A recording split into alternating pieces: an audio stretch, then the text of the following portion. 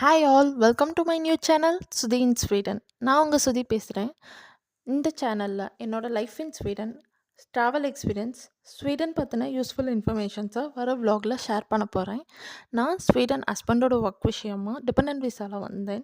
நாங்கள் வந்து 7 மந்த்ஸ் ஆகிடுச்சு. இந்த 7 மந்த்ஸில் என்னோட லைஃப்பில் என்னென்ன நடந்தது, எப்படி அட்ஜஸ்ட் பண்ணேன், என்ன சேலஞ்சஸ் ஃபேஸ் பண்ணேன் அப்படின்னு ஒரு சில ஷார்ட்ஸாக உங்களுக்கு காட்ட ஆசைப்பட்றேன்.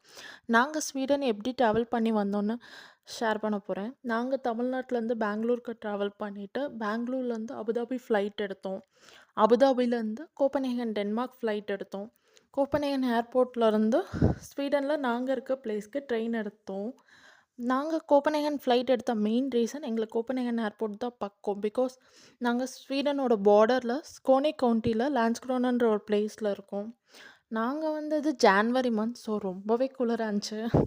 நம்ம தமிழ்நாடு வெதரில் இருந்துட்டு திடீர்னு பிலோ 15 டிகிரி ஃபேஸ் பண்ணும்போது ரொம்ப கஷ்டமாக இருந்துச்சு. நாங்கள் கோப்பன்ஹேகன் ஏர்போர்ட்டில் இறங்குனோடனே ஃபஸ்ட்டு பண்ண விஷயம் வின்டர் ஜாக்கெட்ஸு, க்ளவுஸு, ஸ்கார்ஃபு எல்லாமே போடுறது தான். பிகாஸ் எங்களால் குளிர் தாங்கவே முடியலை. நாங்கள் வந்த அன்றைக்கி வேறு லைட்டாக ஸ்னோ டிசில் ஆச்சு.